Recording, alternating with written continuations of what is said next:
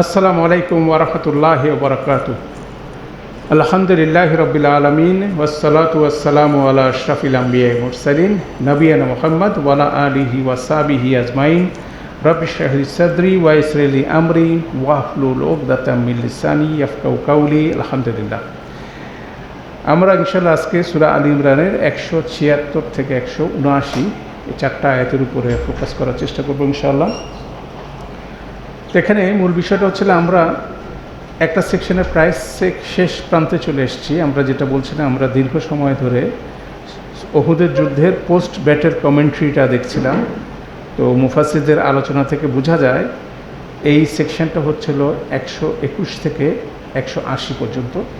তো আজকে আমরা একটা আয়াত বাদ রেখে কভার করার চেষ্টা করব, শেষ চারটা আয়াত, এবং শেষ আয়াতটা আমরা নেক্সট ক্লাসে আগেরগুলো সহ রিভিউ সহ আমরা কমপ্লিট করবো ইনশাআল্লাহ। সেরকম একটা প্ল্যান নিয়ে আমরা আগাচ্ছি। তো মূলত এটা অসাধারণ একটা বর্ণনার শেষ প্রান্তে আমরা চলে এসেছি। কেন কোরআন মজিদে কোনো একটা সাবজেক্টের উপরে, একটা ঐতিহাসিক একটা ঘটনার উপরে এত ডিটেইল আলোচনা আর সম্ভবত পাবেন না। অনেক আহজাবের যুদ্ধ, তারপরে বদরের যুদ্ধ, বিভিন্ন ইনসিডেন্টস, আর অনেক রকম ইনসিডেন্টসের উপরে বর্ণনা আছে, কিন্তু অ্যাট এ স্ট্রেচ এরকম 60টা আয়াত নাযিল হচ্ছে একটা সাবজেক্টের উপর। এই ইনস্ট্যান্ট, এই উদাহরণ কোরআন মজিদে বলা যায় নাই। তো সেরকম একটা বর্ণনার শেষ প্রান্তে আমরা এসেছি। তো মূলত উহুদের যুদ্ধ একটা ঐতিহাসিকভাবে একটা ভিন্ন রকম এক্সপিরিয়েন্স মুসলিমদের জন্য, এবং এই যুদ্ধের এক্সপিরিয়েন্স থেকেই বেসিক্যালি মুসলিমদের পরবর্তী যে বিজয় যাত্রা সেটা সূচিত হয়। প্রথমে একটা পজিটিভ এক্সপিরিয়েন্স ছিল বদরের যুদ্ধ, তারপর একটা নেগেটিভ এক্সপিরিয়েন্স ছিল উহুদের যুদ্ধ। এবং নেগেটিভ এক্সপিরিয়েন্সের মধ্যে উহুদের যুদ্ধকে পরাজয় বলা যাচ্ছে না, এটাকে জয়ও বলা যাচ্ছে না। এটা হচ্ছে জয় পরাজয় অনির্ধারিত ছিল, মুসলিমরা ক্ষতিগ্রস্ত হয়েছিল, কিন্তু মুসলিমদের অনেক পজিটিভ জিনিস ছিল, নেগেটিভ জিনিসগুলো তারা কাভার করে পজিটিভ দিকে গেছিলো। সেরকম একটা ধারা আমরা অলরেডি আলোচনা করেছিলাম, যে বলতে পারেন যে উহুদের যুদ্ধের ঘটনাটা 3টা ফেজে ঘটে। প্রথম ফেজে মুসলিমরা 700 জন সৈন্য নিয়ে 3000 জন মুশরিককে তারা বলতে পারেন একেবারে ধাওয়া করে যুদ্ধের ময়দান থেকে বের করে দিয়েছিল।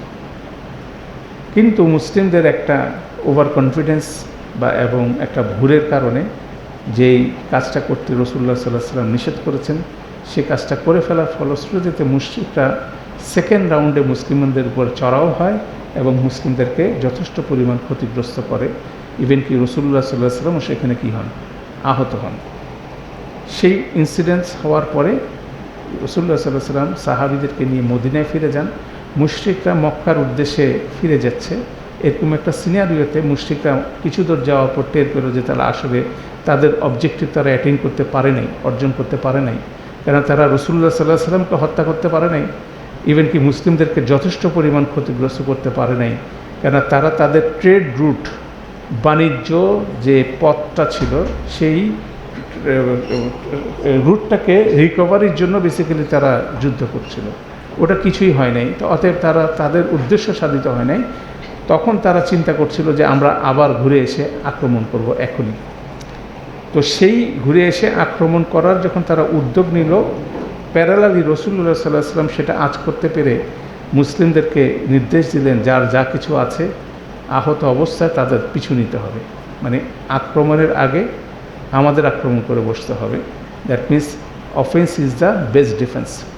সেই উদ্যোগটা যখন ওনারা নিলেন, সেই উদ্যোগটা নেওয়ার পরে হামরাতুল আসাদে মদিনা থেকে প্রায় 8 কিলোমিটার দূরে ওনারা হাজির হলেন। এখন এই সংবাদ মুশরিকরা পাওয়ার সাথে সাথে আল্লাহ সুবহানাহু ওয়া তাআলা মুশরিকদের অন্তরের মধ্যে ভীতি সঞ্চার করে দিলেন।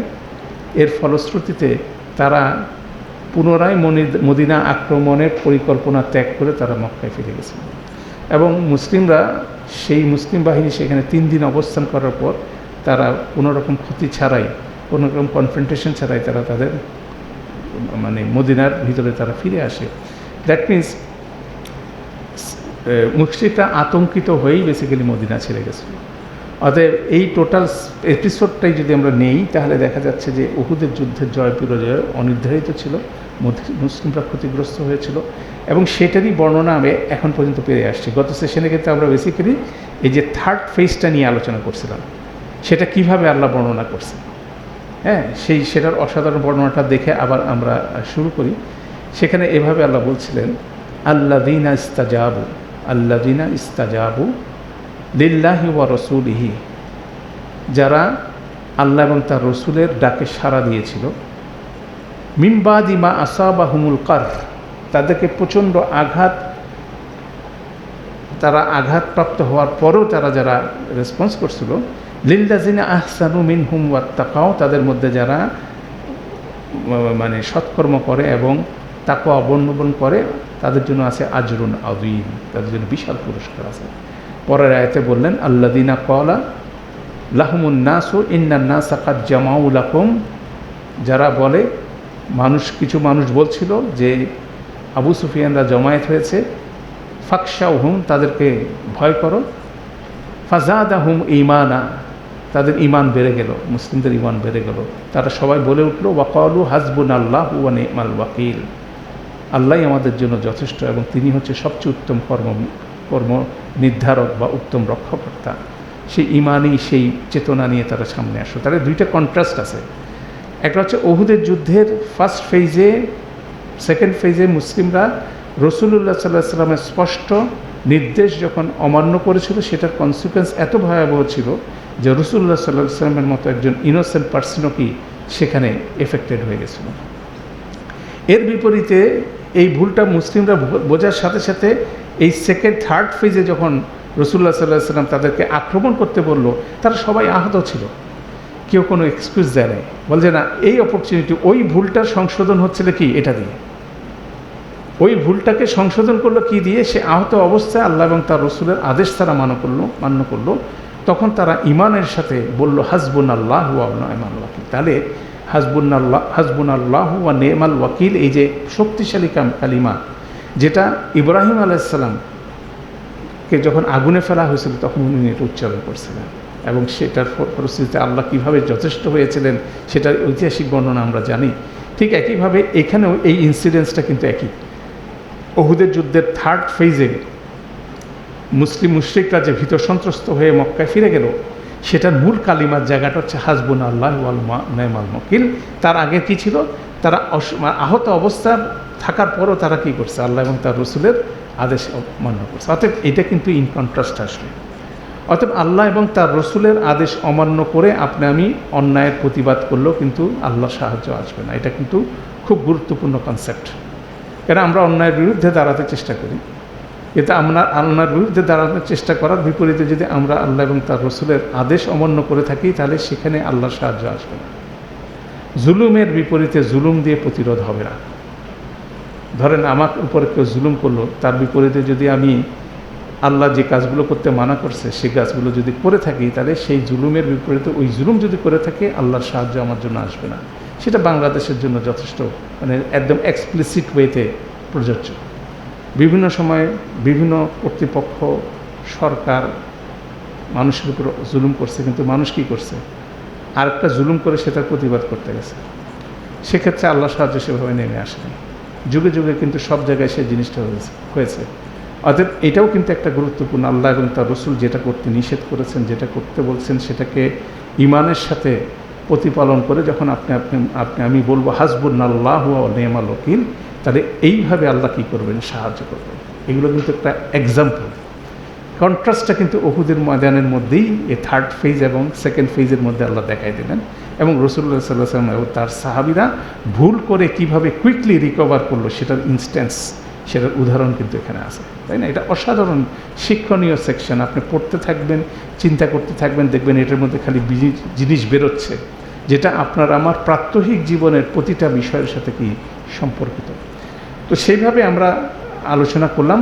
সেখানে আল্লাহ এভাবে বর্ণনা করলেন, ফানকালাবু, অতঃপর তারা ফিরে আসলো, বিনি'মাতিন মিনাল্লাহি ওয়া ফাদলিন, তারা আল্লাহর নেয়ামত এবং ফদল অনুগ্রহ ছাড়া ফিরে আসলো।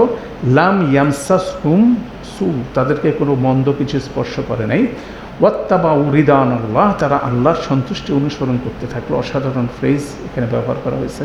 ওয়াল্লাহু যু ফাদলিন আযীম, মানে তাদের সেই প্রত্যাবর্তনটা কত আল্লাহর কাছে পছন্দনীয় ছিল এবং তারা কীভাবে আল্লাহকে স্যাটিসফাই করছে।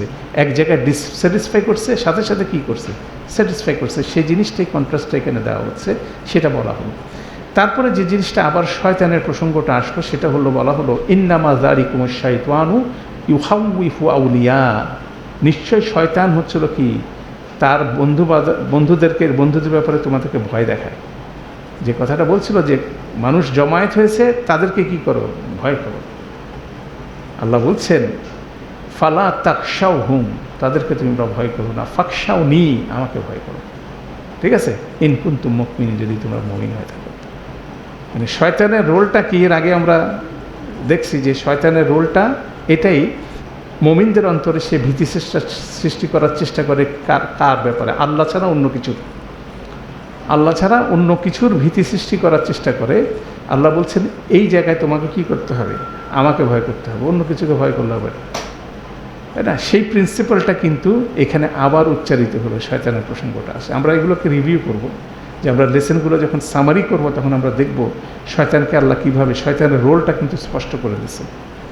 এর আগেও একই জিনিস ঘটছিল, যখন উহুদের ময়দানে রাসূলুল্লাহ সাল্লাল্লাহু আলাইহি ওয়াসাল্লাম ডাকছিলেন, সাহাবীরা সে ডাকে সাড়া না দিয়ে মৃত্যু ভয়ে পালাচ্ছিল, তখন সেখানেও মানুষ কী করছে, মৃত্যুকে ভয় করছিল।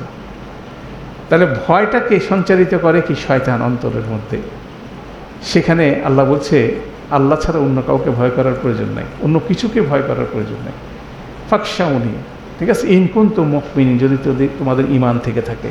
দ্যাটস মিনস ঈমানের একটা খুব কঠিন পরীক্ষা হচ্ছিল এই ভীতি। আল্লাহ ভীতির পরিবর্তে যদি অন্য কোনো ভীতি যদি আমাদের অন্তরে সঞ্চারিত হয়, সেই জিনিসটা এখানে বলা হচ্ছে। এটা হওয়ার পরে এবার আমরা আজকে যে আয়াতগুলো দেখব, সেখানে আমরা বলছি যে এই আয়াতগুলো আমরা আবার নেক্সট ক্লাসে যাব। আমি কি একটা কুইক ওভারভিউ দিব, তারপর কিছু ইনসাইটস দিব, দিয়ে আমরা এটা গ্র্যাজুয়ালি এই কনক্লুডিং সেকশনটা ইনশাআল্লাহ দেখব।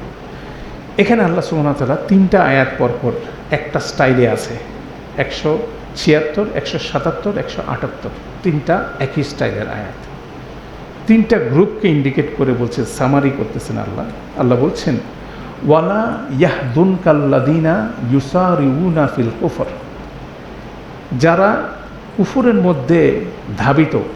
ইউসারিউনা আমরা শব্দটা এর আগে পড়ছি, সারিউ ইলা মাগফিরাতিন মির রাব্বিকুম ওয়া জান্নাতিন, এটা আমরা অলরেডি পড়ছি। সেই কথা বলা হচ্ছে যারা কুফরের মধ্যে প্রতিযোগিতা করে নিমজ্জিত হয়ে ধাবিত হচ্ছে, তারা যেন তোমাকে দুঃখিত না করে।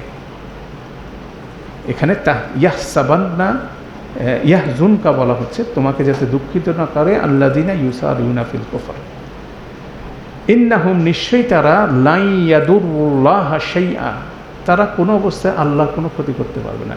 খুব আলংকরিক ভাষা, আল্লাহর ক্ষতি কি কেউ করতে পারে? তাহলে কেন আল্লাহ বলতেছে আল্লাহর কোনো ক্ষতি করতে পারবে না?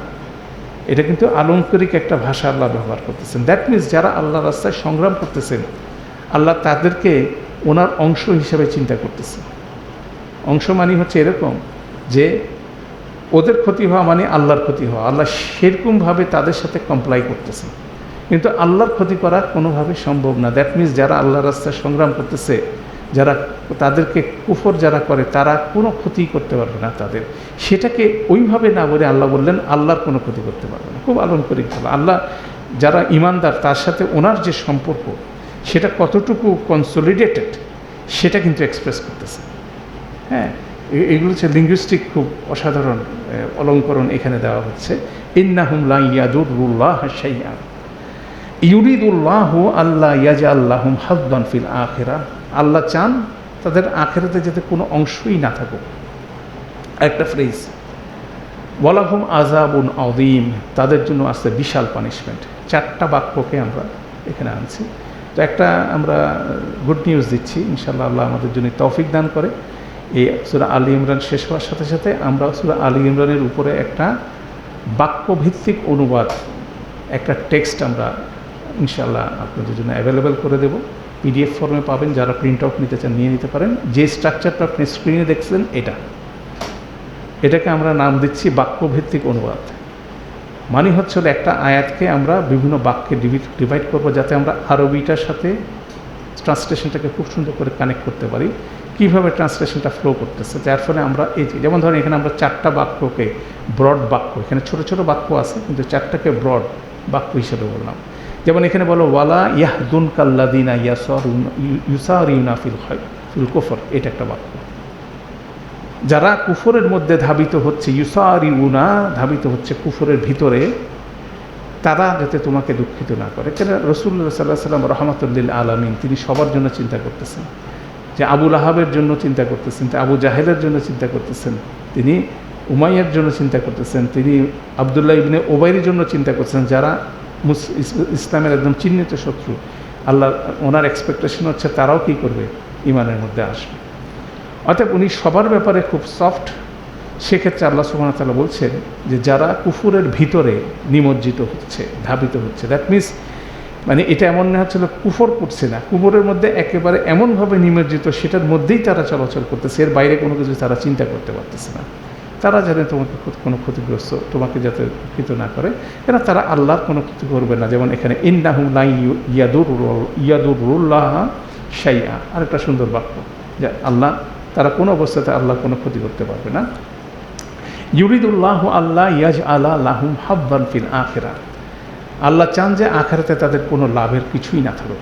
কারণ একটা মানুষ কি করে, ভালো কাজ করে মন্দ কাজ করে, কুফর করে তো অনেক ভালো কাজও মানুষ করে, তাহলে আল্লাহ কিন্তু প্রতিটা কাজের বিপরীতে কি প্রতিদান দিবেন। তো সে প্রতিদানটা আল্লাহ যারা কুফর করে, ভালো কাজ যদি করে থাকে, দুনিয়ায় সে প্রতিদান দিয়ে তার কী করেন, আখিরাতের অংশ নাই করে দেন। এটা অসাধারণ। সেজন্য দেখবেন যে যারা কুফর করতেছে, তাদের মধ্যে যারা ভালো কাজ করতেছে দুনিয়া, তারা খুব সাকসেসফুল দুনিয়াবি হিসাবে, কেন আল্লাহ তাদের সেই সাকসেসটা দিয়ে থাকেন, কেন তাদের আখিরাতে কোনো অংশ নাই। তাদেরকে আল্লাহ কী করেন, তাদেরকে আল্লাহ মাত দেন, তাদেরকে কী ধরেন, অবকাশ দেন, যে দুনিয়াতে পজিটিভ যা কিছু করছো সেটা রিটার্ন তোমরা এখানেই নিয়ে নাও, আখিরাতে তোমার কোনো অংশ নেই।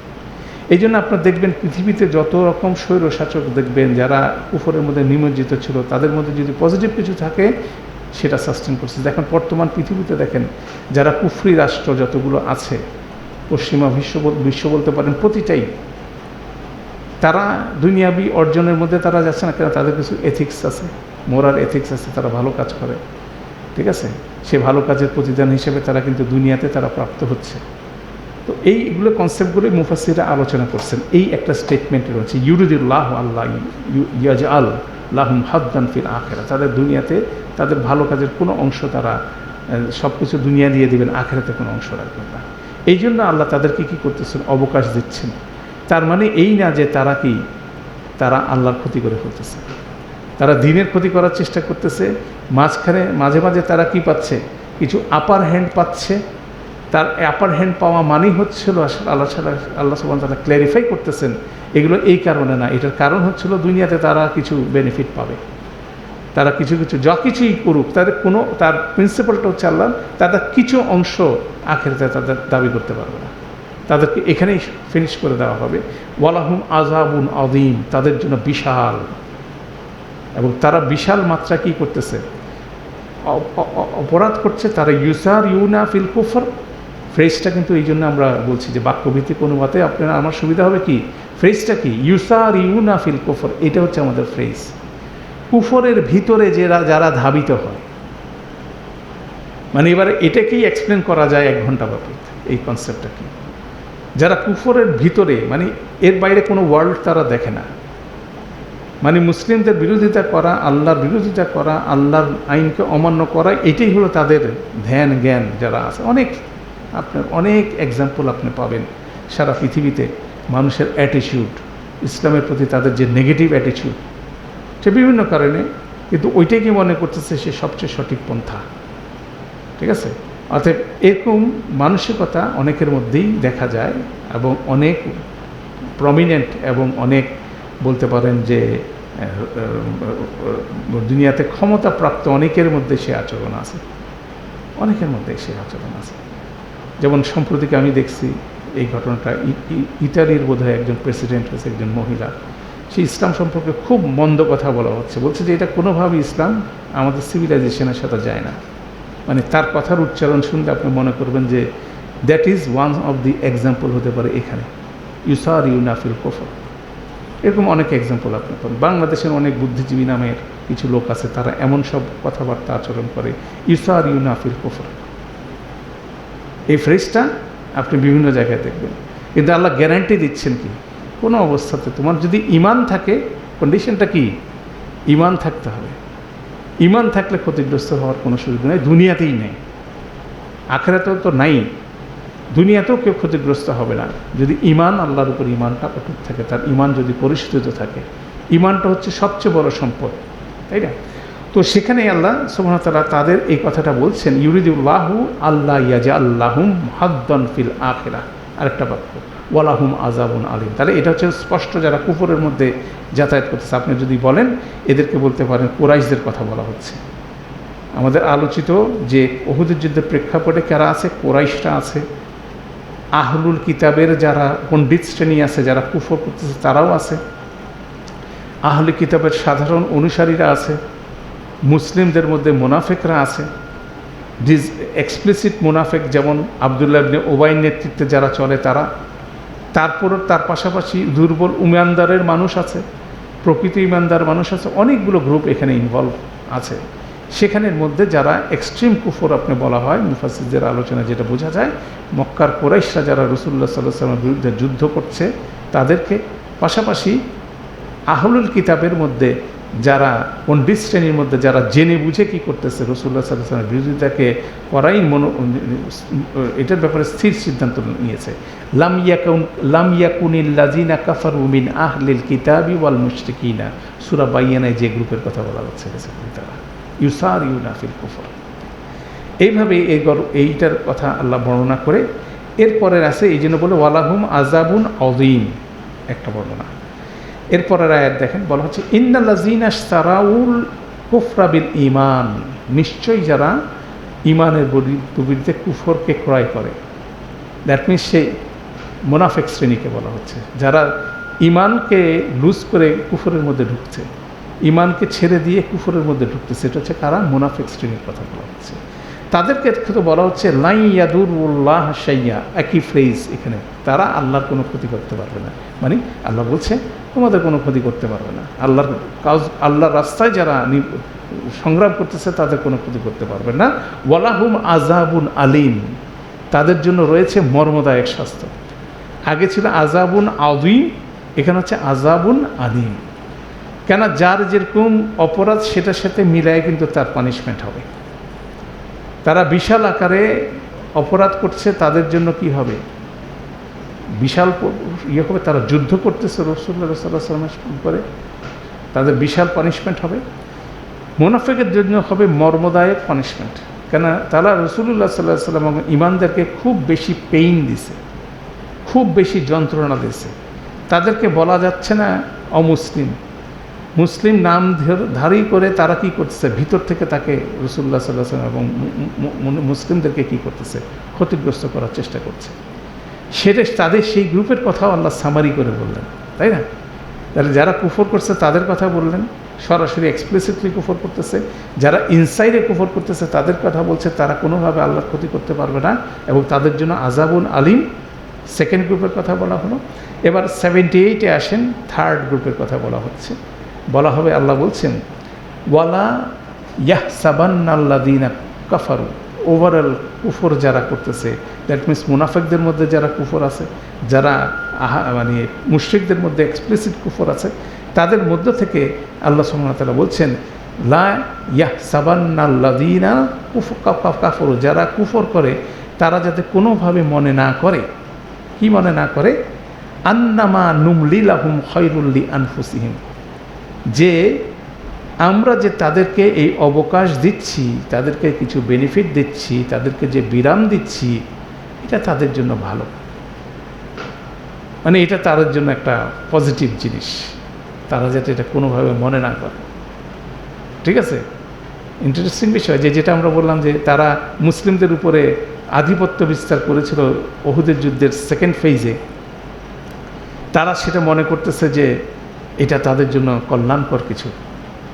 ঠিক আছে, সেটাকে আল্লাহ বলছেন আন্নামা নুমলি লাহুম খায়রুল লিআনফুসিহিম, যে আমরা যে তাদেরকে বিরাম দিলাম, তাদেরকে যে অবকাশ দিলাম, তাদেরকে যে আপার হ্যান্ড দিলাম, তারা যাতে মনে না করে এটা তাদের জন্য ভালো কিছু। ইন্নামা নিশ্চয়ই নুমলি লাহুম লিয়াজদাদু ইসমা, আমরা এটা এই জন্যই দিচ্ছি যেন তারা পাপের জায়গায় কিন্তু নিজেকে আরও বৃদ্ধি করে। যে কথাটা আমরা বলছিলাম এর আগে কিন্তু এই আলাপটা হয়ে গেছে, তাই না? আপনার প্যারালালটা দেখেন, প্রথমে এখানে কি হচ্ছিল, ইউরিদুল্লাহ আল্লাহ ইয়াজাল্লাহুম হাদ্দান ফিল আখিরা, এটারই প্যারালাল স্টেটমেন্ট হচ্ছে এটা।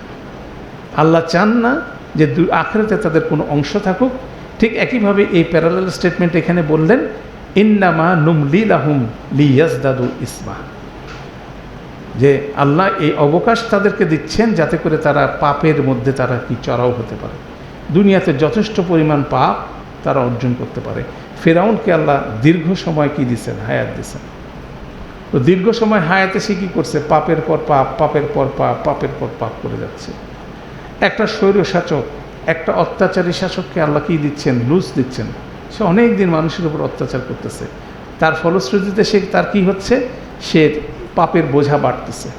ফেরাউনকে যেমন আল্লাহ যখন পাপের বোঝা পিকে গেছে তখন কি করছে? সমুদ্রে নিমজ্জিত করছে। দুনিয়াতে সমস্ত স্বৈর শাসক, জালিম শাসক যারা মানুষের উপরে বিভিন্নভাবে অত্যাচার নিপীড়ন করছে, সবার পরিণতি দুনিয়াতে কিন্তু একই। আল্লাহ সুবহানাহু ওয়া তাআলা যখন তাদেরকে কি দিচ্ছেন? নুমলি, তাদেরকে যখন বিরাম দিচ্ছেন, আমরা যারা ঈমানদার আমরা মনে করতেছি সে এত আনন্দে কেন আছে, তখন কি তাকে আল্লাহ কি দিচ্ছেন? বিরাম দিচ্ছে যাতে সে পাপেতে তার সর্বোচ্চ পর্যায়ে যায়, আখিরাতে তার কোনো যাতে অংশ না থাকে।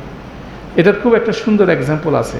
যেমন দেখবেন অনেক কুকুর খুব রাগী, তার গলায় তার মনিব কী করে? একটা ছোট শিকল বা ছোট লেংথের যদি একটা লিশ বলি আমরা, দড়ি দিয়ে তাকে আঁটে দেয়, সে খালি লাফাতে থাকে আর লাফাতে থাকে, যে এই মানে সে এটা মানে না, বেরো। এখন তার মালিক করলো যে তাকে একটা লম্বা 100 ফিট লিশ দেবে। আগে ছিল 5 ফিট একটা লিশ দড়ি, এটাকে 100 ফিট করে দেবে। তো যখন 100 ফিট করে দিল তখন সেই কুকুরটা কী করতেছে? দৌড়াচ্ছে, দেখতেছে যে কোনো সমস্যা নাই, দৌড়াচ্ছে, কোনো সমস্যা নাই। ওরা ঠিক আছে, আমি মুক্তি পেয়ে গেছি, এর কাছ থেকে আমি আর থাকবই না। তাহলে সে সর্বোচ্চ স্পিডে সে দৌড়াচ্ছে। আপনি চিন্তা করেন, যখন সে সর্বোচ্চ স্পিডে দৌড়াবে, তার 100 ফিট যখন ক্লোজ হয়ে যাবে, তখন তার গলায় যে টানটা পড়বে সেটা হবে কি? সবচেয়ে বড় টান।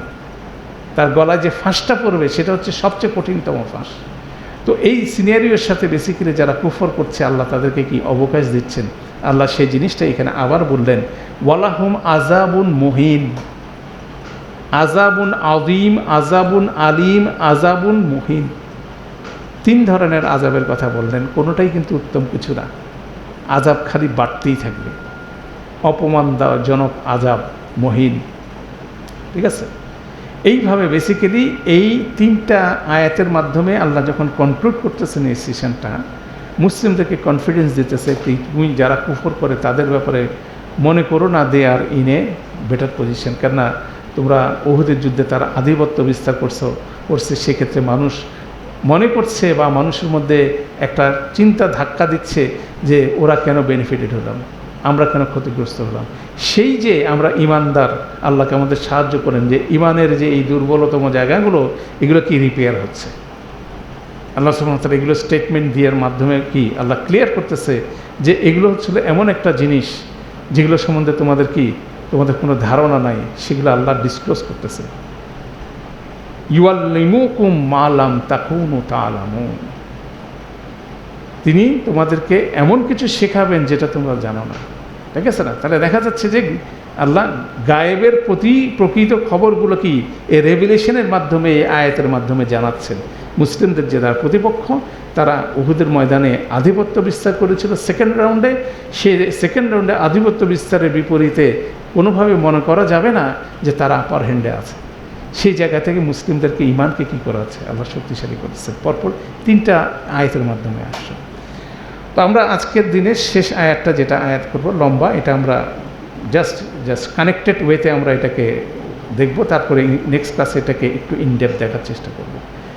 আল্লাহ বলছেন এখানে, মা কানা আল্লাহু লিয়াযারাল মুমিনিনা আল্লাহ কোনো ক্রমে বিশ্বাসীদেরকে ফেলে রাখবেন না। আলা মা আনতুম আলাইহি, তোমরা যে অবস্থায় আছো সে অবস্থায়। ঠিক আছে, খুব ইন্টারেস্টিং ইয়েগুলো আছে। আমি পুরো ট্রান্সলেশনটা সেন্টেন্স ওয়াইজ করার পরে এরপর আমাদেরকে আমি জাস্ট কিছু কমেন্ট করব যে তোমরা যে অবস্থায় আছো সে অবস্থায় আল্লাহ কোনো ক্রমে বিশ্বাসীদেরকে ফেলে রাখবেন না। মা কানা আল্লাহু লিইয়াযার আল মুমিনিনা আলা মা আনতুম আলাইহি হাত্তা, যতক্ষণ না ইয়ামিজাল খাবিসা মিনাত তাইয়্যিব, যতক্ষণ পর্যন্ত না তিনি খাবিসকে, মন্দকে, মন্দকে ভালো থেকে পৃথক না করছেন। দ্যাট মিনস এগুলো কি সবগুলো পরীক্ষা। যেমন স্বর্ণকে যখন পিউরিফাই করা হয় তখন কি প্রচণ্ড আগুনে জ্বালানো হয়, তারপর যখন উত্তপ্ত হয় স্বর্ণটা তখন কি হয়, ময়লাটা সেখান থেকে আলাদা হয়ে যায়, খবিসটা কি হয়ে যায়, আলাদা হয়ে যাচ্ছে, তৈয়বটা আলাদা হয়ে যাচ্ছে, সে কথাটা আল্লাহ বলছেন। তারপর আল্লাহ বলছেন ওয়ামা কান আল্লাহু লিইউতলিআ আলাল গায়ব, আর আল্লাহ অদৃশ্য সম্পর্কে তোমাদের কাছে গোচরীভূত করবেন না। দ্যাট মিনস আনসিন নিউজ আপনি আমি জানবো না, এটা আল্লাহর প্রিন্সিপাল। কিন্তু আল্লাহ ইয়াজতাবি মির রুসুলিহি মাইয়াশা, এর ভিত্তিতে আল্লাহ তার রসুলদের মধ্যে যাকে ইচ্ছা তাকে তিনি যান, তাকে কি করতেছেন, তাকে এই গায়েবের সংবাদটা দেবেন। যারা সাধারণ মানুষ গায়েবের সন্ধান প্রসেস করতে পারবে না। মুসা আলাহিসাল্লাম, খিদির আলাহিসাল্লামের কাহিনী সূরা কাহাফে আমরা জানি, গায়েবের সংবাদগুলো কি মুসা আলাহিসাল্লামও প্রসেস করতে পারতো না, সেগুলোকে যেটা খিদির আলাহিসাল্লামকে আল্লাহ দিয়েছিলেন, তাই না? অতএব এটা আরেকটা ইন্টারেস্টিং প্রিন্সিপাল বলা হচ্ছে।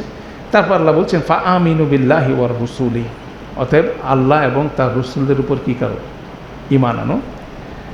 ওয়া ইন তুমিনু ওয়াত্তাকু, যদি তোমরা ঈমান আনতে পারো যথাযথভাবে এবং সেই অনুযায়ী যদি ভয় শ্রদ্ধা ভীতি করতে পারো আল্লাহর ব্যাপারে, ফালাকুম আজরুন আযীম, তোমাদের জন্য বিশাল পুরস্কার অপেক্ষা করছে। আমরা যে আলোচনা করছি এটাকে সামারি করে এখানে নিয়ে আসা হলো।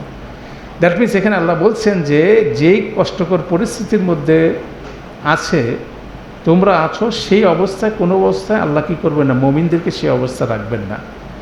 এখন ইন্টারেস্টিং একটা লিঙ্গুইস্টিক বিষয় আছে। আল্লাহ বলেন নাই ওয়ামা কান আল্লাহু লিইয়াযারাল মুমিনিনা আলা মা হুম আলাইহি, এখানে বলছে আনতুম। দ্যাট মিনস মুমিন এবং তোমরা এক জিনিস না। দ্যাট মিনস তোমাদের মধ্যেও কি আছে, অনেকের মধ্যে কি ঈমানের দুর্বলতা আছে। আল্লাহ মুমিনদেরকে সে অবস্থা ছেড়ে, যে অবস্থায় তোমরা আছো, দ্যাট মিনস মুমিনদেরকে ছেড়ে দিবেন না সে অবস্থায় তোমরা আছো, মানে হলো যে তোমাদের মধ্যে কিন্তু সবাই প্রকৃত ঈমানদার না, তোমাদের ঈমানের মধ্যে কি আছে, শর্টকামিংস আছে।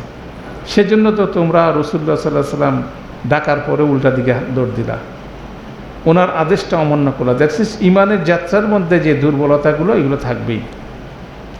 আল্লাহ বলছেন যে কোনো অবস্থাতে সেটা আল্লাহ করবেন না, মুমিনরা এরকম ক্রাইসিস মুহূর্তের মধ্যে থাকবে না। তোমরা যে পরিস্থিতিতে আছো, দ্যাট মিনস তোমাদের পরিস্থিতি যদি তোমরা নিজেরা পরিবর্তন করো, ঈমানের পরিবর্তন করো, তোমরা চলে আসবা, তাহলে সেটা কি হাত্তা ইয়ামিজাল খাবিসা মিনাল তাইয়্যিব। দ্যাট মিনস আমাদের মধ্যকার মধ্যে খবিসগুলো যদি বেরোয় যায়, তাইয়্যিব হয়ে গেলে আমরা মুমিন হয়ে যাব, মুমিন হয়ে গেলে আমাদের অবস্থান পরিবর্তন হয়ে যাবে দুনিয়াতেই। পরিবর্তন মানেই হচ্ছিল আপনি আমি ঈমানের মাধ্যমে যে কোনো কষ্টকর পরিস্থিতি কী করতে পারবো, হ্যান্ডেল করতে পারবো, তাই না? ঈমান মানে এই না যে আউটরাইট আপনি লক্ষ কোটি টাকার মালিক হয়ে যাবেন, সেরকম বিষয় না। কিন্তু ঈমান হচ্ছিল আল্লাহর গিভেন সিচুয়েশনের সাথে আপনি আমি কতটুকু সন্তুষ্ট হয়ে দুনিয়াতে চলাচল করতে পারতেছি, সেটা হচ্ছে ঈমানের বিষয়। তাহলে সেখানে বলা হচ্ছে যে খবিস থেকে, তাইয়্যিব থেকে খবিস, এটা পৃথক করা মানে হচ্ছে প্রতিটা ইন্ডিভিজুয়ালের মধ্যেই সেই পিউরিফিকেশনটা হবেই। সেই পিউরিফিকেশনটার মাধ্যমেই বেসিক্যালি আল্লাহ সুবহানাহু ওয়া তাআলা সেই জিনিসটার মধ্যে মানুষকে পরিশুদ্ধ করতেছেন। সেখানে ইন্ডিভিজুয়াল মানুষের ভিতরকার পিউরিফিকেশন হবে, একটা দলের মধ্যে মন্দ লোক আর মুনাফিক লোক, আফের লোক আলাদা হয়ে যাবে। সব রকম ডাইমেনশন কিন্তু একটা স্টেটমেন্টের মাধ্যমে কাভার হয়ে যাচ্ছে, হাত্তা ইয়ামিজাল খাবিসা মিনাত তাইয়্যিব। এটার মধ্যে মানুষ হতে পারে, একটা গ্রুপের মধ্যে যারা মন্দ আছে, যারা কোনোভাবে রিপেয়ারেবল না, কোনোভাবে তার সংশোধন সম্ভব না, সে আলাদা হয়ে চলে যাবে। আর যাদের মধ্যে দুর্বলতা আছে তারা কি করবে, নিজেদের মধ্যে পরিশোধিত হয়ে যাবে। এই যে যতক্ষণ পর্যন্ত না হচ্ছে ততক্ষণ পর্যন্ত সেই পরিস্থিতি থাকবে এবং সেখান থেকে মানুষ উত্তরণ করবে ঈমানের জোরে। সেই জিনিসটা বললেন। এখন এই পুরো বিষয়টা হচ্ছে গায়েবের বিষয়। কাটটা হবে, কি হবে না হবে, মানুষের আগ্রহ না যে আমার সন্তানটা মারা গেল এরকম গুলি খেয়ে, আমার কি দোষ। অনেকের অনেক প্রশ্ন আমরা সম্প্রতি সময় আমরা শুনতেছি, আমাদের আশেপাশে ঘটনাগুলো তো ঘটছেই।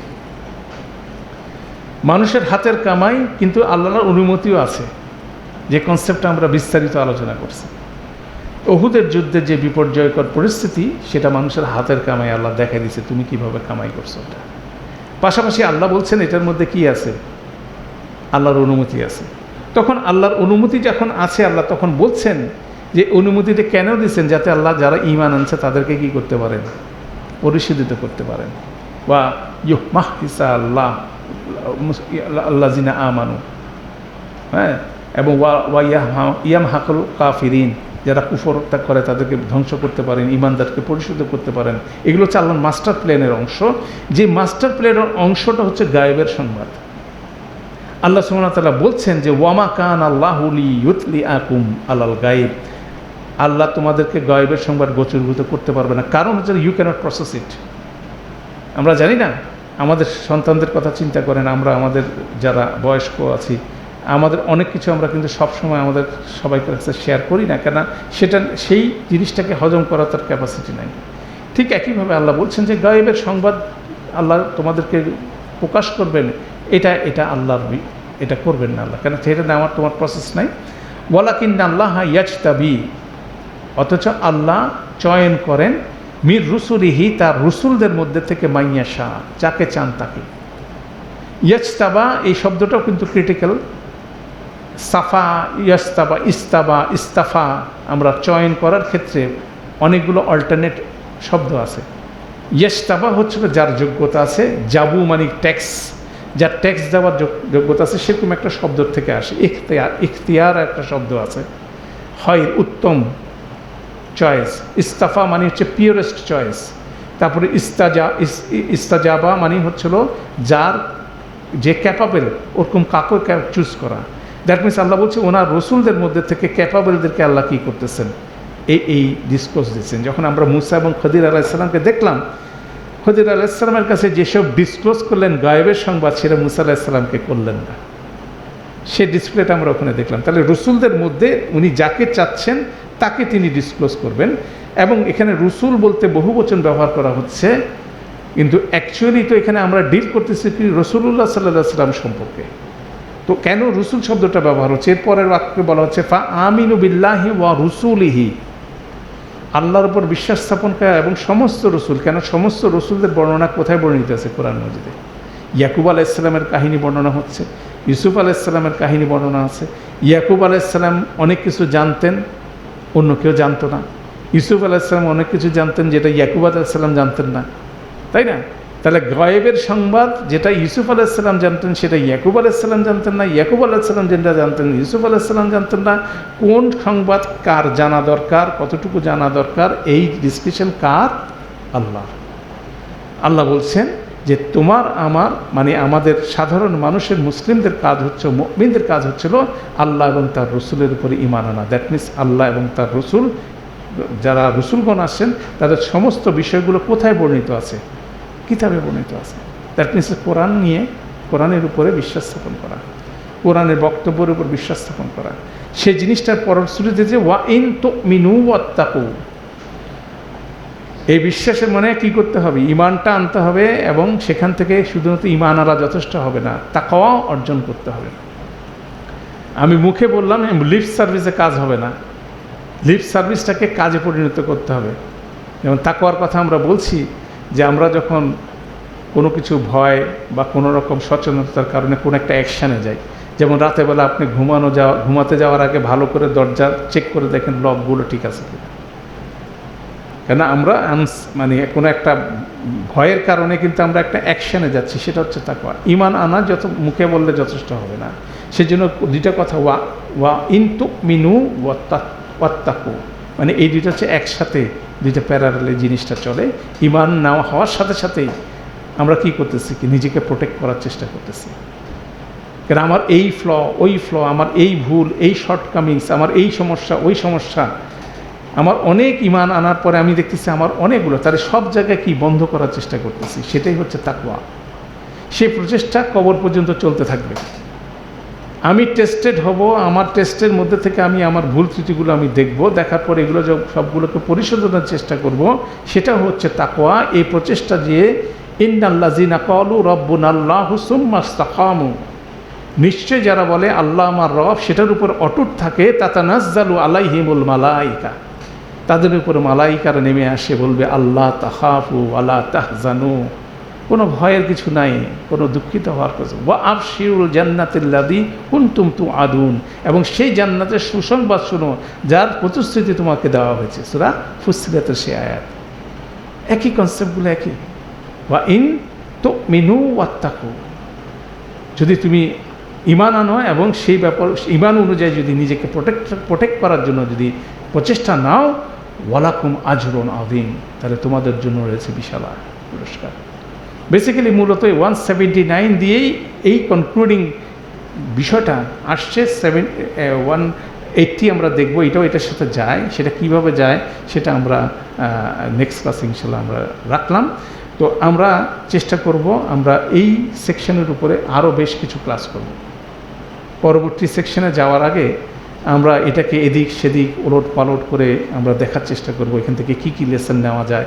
কারণ আমরা একটা আয়াত বাই আয়াত বিভিন্ন আলোচনা করছি, এবং 121 থেকে 179 180 আমি এনকারেজ করব আমাদের সাথে যারা আছেন, এই সিরিজটা যারা ফলো করছেন, আপনারা নেক্সট 1 মাস প্রতিদিন আমরা চেষ্টা করব এই আয়াতগুলো আমাদের পঠনের মধ্যে রাখা, একটু চিন্তা করা, একটু চিন্তা গবেষণা করা। আমি যে প্রচেষ্টাটা নিব সেটা হচ্ছিল, আমাদের কত ধরনের প্রশ্ন আছে ওহদের যুদ্ধের ঘটনা নিয়ে। আমি আমাদের হোয়াটসঅ্যাপ গ্রুপে আপনাদেরকে একটা টেক্সট ফরওয়ার্ড করব, এই টেক্সটটা একটু পড়বেন। আমি কিছু প্রশ্ন রেইজ করছি, এই প্রশ্নগুলোর বাইরে যদি কোনো প্রশ্ন থেকে থাকে আমাকে একটু দিবেন, আমরা সেই প্রশ্নগুলোর উত্তর আপনাদেরকে আমরা কম্পাইল করার চেষ্টা করব। সেটা জাস্ট আপনাদেরকে আমি একটু ইন্ট্রোডাকশন দিয়ে আজকের ক্লাসটা শেষ করব। কারণ আমরা এটা নিয়ে একটু গবেষণা করার চেষ্টা করতেছি। সেটা হলো এরকম, আমি একটা টেক্সটটাকে আমি এখানে যে সামারি দিয়ে দিচ্ছি, আমরা পাঠাবো হোয়াটসঅ্যাপে, আপনারা এটা দেখবেন আমাদের গ্রুপে। সেখানে বলেছে সূরা আলী ইমরানের 121 থেকে 180 নম্বর আয়াত সমূহকে উহুদের যুদ্ধের পর সামগ্রিক পরিস্থিতির উপর আল্লাহর সরাসরি বয়ান হিসাবে বিবেচনা করা হয়। আমরা উহুদের যুদ্ধে যা কিছু ঘটছে একটা সংক্ষিপ্ত সিনপসিস, একদম শর্টেস্ট সিনপসিস এখানে তৈরি করে দিয়েছি, অল্প কথা। তারপর আমি সোফার এখানে 18টা প্রশ্ন জেনারেট করছি, 17টা প্রশ্ন। যেমন এখানে প্রথম প্রশ্নটা ধরেন, বদরের যুদ্ধে মুসলিমরা আল্লাহর বিশেষ সাহায্যে মুশরিকদের পরাজিত করেছিল, সেরকম কিছু উহুদে কেন ঘটল না? একটা প্রশ্ন না? মুসলিমদের বিপর্যস্ত হওয়ার কারণ কী ছিল? ঠিক আছে, আল্লাহ কেন মুসলিমদের এই বিপর্যয় অনুমোদন করেছিলেন? আল্লাহর অনুমতি ছাড়া কিছুই ঘটে না, তাহলে কেন আল্লাহ রাসূলুল্লাহ সাল্লাল্লাহু আলাইহি ওয়াসাল্লামের আহত হওয়ার বিষয়টি অনুমতি দিলেন? খুব রিলেভেন্ট প্রশ্ন, এগুলোর কিন্তু উত্তর কিন্তু এখানে আছে। তারপর ধরে বলে, মুনাফিকরা যুদ্ধ থেকে বিরত থেকেছিল, কিন্তু তারা তো কেউ আঘাতপ্রাপ্ত হয়নি, কেন? তাদের পরিণতি কী? মুনাফিকরা বলা শুরু করলো যে আমাদের সাথে থাকলে তোমরা আহত বা নিহত হতে না, এর উত্তর কী? মুশরিকরা আধিপত্য বিস্তার করেছিল, আল্লাহ কেন তা হতে দিলেন? রিলেভেন্ট প্রশ্ন না? এই প্রশ্নগুলোর উত্তর কিন্তু আমাদের এই 121 থেকে 180 নম্বর আয়াতে আছে। তখন আমরা এই রিলেটেড আয়াতটাকে আমরা পিক করে সামারি করে আমরা দেখব যে এখানে আজকে আমরা দেখলাম যে আল্লাহ এখানে 3টা আয়াতের মধ্যে অলরেডি বলে দিচ্ছেন যে মুশরিকদেরকে যারা কুফর করে তাদেরকে কেন আল্লাহ রিলিজ দিচ্ছেন, তাদেরকে কেন অবকাশ দিচ্ছেন, তাদেরকে কেন একটু আধিপত্য দিচ্ছেন, কেন আল্লাহ তাদের আখেরাতে কোনো অংশই রাখবেন না। আর তারা যদি মনে না করে যে আল্লাহ তাদেরকে যে প্রিভিলেজটা দিচ্ছে সেটা তাদের জন্য উত্তম কিছু আছে, সেটার মধ্যে কোনো উত্তম কোনো কিছু নাই, তাই না? আর মুমিনরা যাতে ফ্রাস্ট্রেটেড না হয়, তারা যে ক্রাইসিস মুহূর্তে পড়ছে, এটা তাদের জন্য ক্রাইসিস মুহূর্ত, এটা তাদের জন্য কি পিউরিফিকেশন অপরচুনিটি। তাদের জন্য পিউরিফিকেশন আউট। মুমিনের জীবনে যা কিছু নেমে আসে সেখানের মধ্যে কল্যাণ আছে, মন্দ আসুক ভালো আসুক মন্দ আসুক দুইটার মধ্যে কি আছে, কল্যাণ আছে। অর্থাৎ সেই জিনিসগুলো কিন্তু অসাধারণভাবে এখানে আপনি আল্লাহ বর্ণনা করছেন। অর্থাৎ প্রশ্ন জেনারেট করেন, আমরা জেনারেট করে প্রশ্নগুলোর উত্তরগুলো সাজায় নিয়ে আসতে পারলে তখন দেখবেন যে কিভাবে আল্লাহ কথাগুলো বলছেন এই সেকশনগুলোতে, সেটা একটা সুন্দর স্টাডি হবে ইনশাআল্লাহ। তা আমরা সেই সার্ভেটার মধ্যে, সেই আলোচনাটার মধ্যে আমরা সবাই অংশগ্রহণ করব এবং আয়াতগুলো পড়ব। আমরা নেক্সট সেশন থেকে দেখা ইনশাআল্লাহ এই আয়াতগুলোর উপরে একটা অ্যানালিটিক্যাল সেশন আমরা বেশ কয়েকটা আমরা করার চেষ্টা করব। আল্লাহ আমাদের জন্য সহজ করুন। সুবহানাকাল্লাহুম্মা বিহামদিকা আশহাদু আল্লা ইলাহা ইল্লা আনতা আস্তাগফিরুকা ওয়া আতুবু ইলাইক। আসসালামু আলাইকুম ওয়া রাহমাতুল্লাহি ওয়া বারাকাতুহু।